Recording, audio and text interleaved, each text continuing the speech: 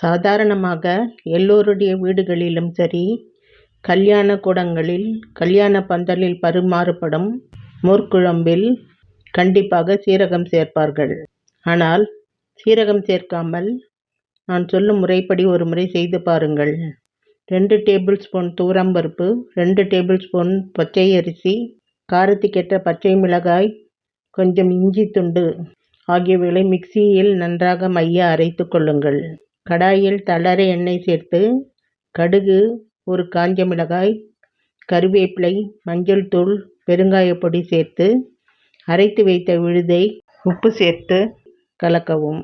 தேவையான அளவு தண்ணீர் ஊற்றி அடிப்பிடிக்காமல் நன்றாக கிளறி நீங்கள் சேர்க்க விரும்பும் காயை சேர்த்து கொதிக்க விட்டு கடைசியில் தேவையான அளவு தயிரை மிக்சியில் பல்ஸ் மோடில் அடித்து சேர்த்து இறக்கினால் மோர்க்குழம்பு ரெடி. சீரகம் சேர்க்காத இந்த மோர்க்குழம்பை நீங்களும் ஒரு முறை சுவைத்து பாருங்கள்.